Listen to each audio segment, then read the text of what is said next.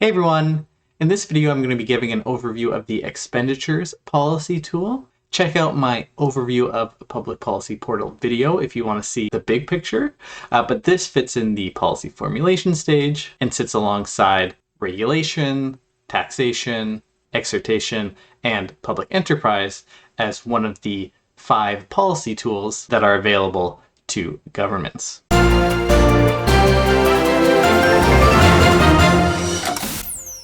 Of course, not all government spending is based purely on economic or policy rationale. Sometimes it's the result of political priorities, lobbying, or coalition building. But in this video, I'm focusing on the economic and policy rationale behind government expenditures. So let's get started with public goods.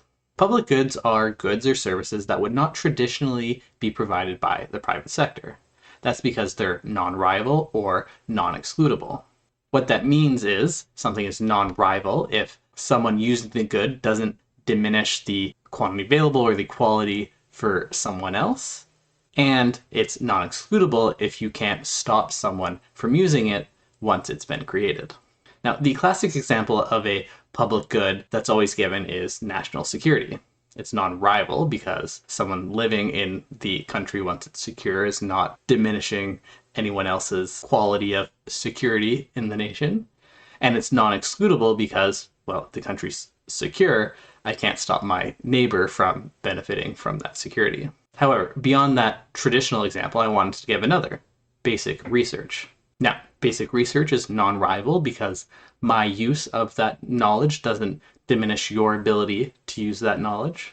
And secondly, it's non-excludable because once that knowledge is out there, you can't stop me from knowing it. That being said, there are certain policies, such as patents, that try to make the use of that knowledge excludable, typically for a certain time period, thereby moving basic research, which is at its core a public good, and turning it into a private good to drive private investment into research and development. Now let's look at income or wealth redistribution. This is typically paired with taxation, whereby more well-off individuals pay higher taxes, and that's transferred as an expenditure to less well-off individuals. Now, there's certainly an ethical reason for many redistribution policies, but this can also be used to solve other problems, such as political or social instability, lower innovation, poor health outcomes, low productivity, or low social cohesion, which itself can lead to an underinvestment in public goods. So wealth redistribution through programs like welfare can be intended to close the wealth gap for ethical reasons or to solve the root cause of another problem. Third, expenditures as an anti-recession tool. During the Great Depression, Keynes developed his theory of aggregate demand. Simply put, he argued that during recessions, when private spending drops, governments should increase their own spending to boost aggregate demand and stimulate economic recovery, a policy known as counter-cyclical fiscal policy. Now, there's 2 types of anti-recession spending: automatic stabilizers and one-off spending. Automatic stabilizers are programs that automatically increase expenditures when economic activity falls. A perfect example of this is unemployment insurance, because when unemployment starts to rise, government expenditures automatically increase because they have to pay out more unemployment insurance. One-off anti-recession spending is often called stimulus spending. And a good example of this is the stimulus packages that were passed in the US in response to the 2008 financial crisis. These policies help boost that aggregate demand to help mitigate the worst of financial crises. The fourth rationale for expenditures are on what's known as merit goods. These are goods or services that the government thinks people should be consuming, regardless of whether or not they can or are willing to pay for it, because there are social advantages that are often unaccounted for in private markets. We often talk about negative externalities, pollution, for example, that's not accounted for in private markets, but there's also positive externalities. And one reason that governments spend on merit goods is because that positive externality isn't accounted for. There's also the possibility of imperfect information. That is, individuals may not understand the long-term value of this good or service. Education is a good example of a merit good. It is something that not only provides individual benefit, but also boosts overall economic productivity, which benefits everyone. Likewise, government pensions, like Social Security in the US, address the problem of imperfect information because people often don't know how much they'll need in old age. Now, there's also an equity reason for providing people education and healthcare, but these are merit goods because they're being provided as governments think that everyone should consume these services. Finally, there's spending as an investment in future economic growth or future productivity. The most obvious example in this category is infrastructure spending, so things like highways, bridges, railways, or power grids. These investments can make it easier for businesses to run smoothly and grow, leading to higher incomes and higher profits, and, as a bonus, higher tax revenue in the long run. In fact, investment spending can, although it doesn't always, pay for itself by growing the overall economy and therefore increasing taxes that governments receive. Now, investment spending may also be used for equity reasons. For instance, trying to boost economic growth in a less well-developed region of the country.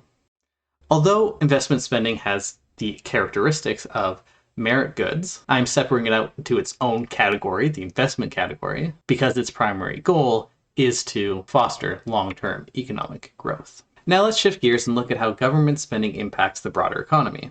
One of the biggest criticisms you'll hear of the expenditure policy tool is the crowding out effect. This argument suggests that government spending replaces private sector activity. Because government spending can be financed by taxes, which, as you'll see in any taxation video on this channel, lowers economic activity, or by debt, which leads to higher interest rates and, again, lowers private sector economic activity, or by printing money, which leads to inflation, higher interest rates, and, again, lower private sector activity. The argument is that any increase in government spending is just going to lower private sector economic activity, and in fact is going to lower private sector economic activity by more than the amount of the government expenditure. However, this isn't necessarily true. For example, as I mentioned, investment spending can lead to more private spending, and anti-recession spending can help the economy recover from a recession much more quickly. This is essentially crowding in private investment.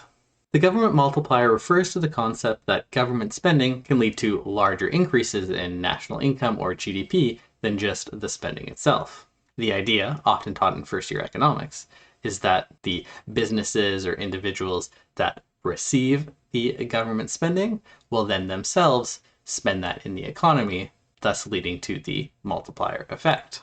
However, in reality, the size of the multiplier effect is much smaller than it's often portrayed.